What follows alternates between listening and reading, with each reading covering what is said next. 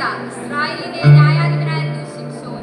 ഫെലിസ്ത്യരെ കൊന്നൊടുക്കുവാൻ ദൈവത്തിന്റെ ആത്മാവ് ആവസിച്ചിരുന്ന ശിംശോൻ, ജനനം മുതൽ ദൈവത്തിന് ഉടമ്പടി ചെയ്ത നാസീർ വൃത്തക്കാരൻ ശിംശോൻ. ഞങ്ങൾ അവതരിപ്പിക്കട്ടെ.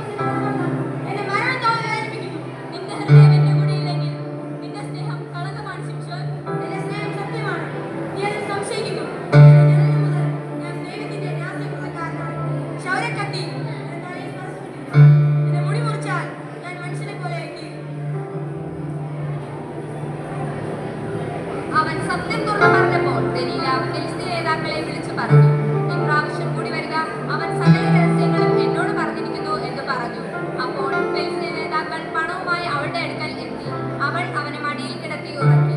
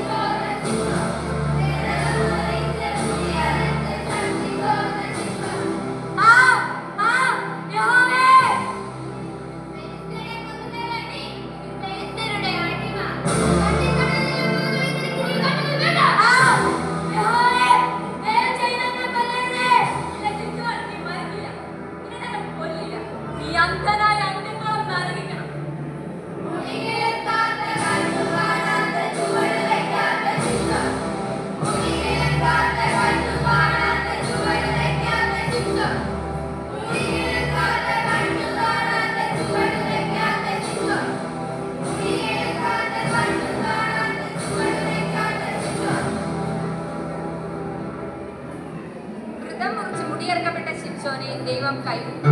അവർ അവരെ ഓട്ടുചങ്ങല കൊണ്ട് ബന്ധിച്ച് കാരാഗ്രഹത്തിൽ ആക്കി. മാവ് പൊടിക്കുന്ന ജോലിയിലും മറ്റും ഏർപ്പെടുത്തി അടിമവേല ചെയ്യിച്ചു.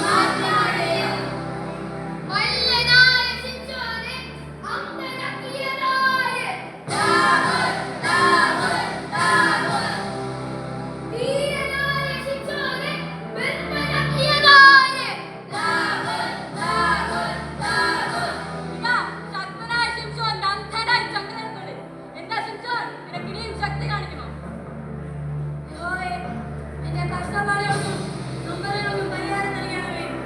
യഹോവ മാത്രമാണ് ദൈവമെന്ന് ഇവരെല്ലാവരും അറിയാൻ അങ്ങയുടെ ദാസന് ശക്തി തരണമേ. യഹോവേ! ശിംശോൻ, ഇതാണ് ഞങ്ങളുടെ ദേവൻ ദാഗോൻ. ദാഗോനെ വിളിക്ക്, അവൻ നിനക്ക് ശക്തി തരും. യഹോവേ, എന്റെ തെറ്റുകൾ ക്ഷമിക്കണമേ. ഞാൻ സഹിച്ച നിങ്ങളോട് പരിഹാരമായി നിങ്ങളുടെ ആത്മാവിനെ അയക്കണമേ. യഹോവേ! യഹോവേ!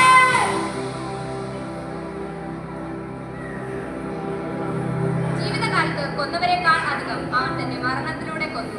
ശക്തി നഷ്ടപ്പെട്ട ശിംശോൻ ജീവിത ക്ലേശങ്ങളെ പരിഹാരമായി സമർപ്പിച്ചപ്പോൾ വീണ്ടും ദൈവം അവനിൽ പ്രസാദിച്ചു. ദൈവത്തോടുള്ള ബന്ധം മുറിഞ്ഞപ്പോൾ ശക്തി, സൗന്ദര്യവും പ്രേമവും കൈവിട്ട ശിംശോൻ തന്റെ ശിഷ്ടകാലത്തെ വേദനകളെ പരിഹാരമായി സമർപ്പിച്ചു. അത് അവന് ദൈവപ്രീതിക്ക് കാരണമായി. നമ്മുടെ വഴികാട്ടിയായ ദൈവത്തെ പിന്തുടർന്ന് നമുക്ക് ജീവിക്കാം. നവലഹരികൾക്ക് പിന്നാലെ പോയി വഴി തെറ്റിയാൽ ശിംശോന്റെ ഗതി നമുക്കും ഉണ്ടാകും. അതുകൊണ്ട് വഴി നടത്തുന്ന ദൈവിക ശബ്ദത്തിന് കാതോർക്കാം. പിതാവിന് പിന്നാലെ നമുക്ക് പോയിടാം.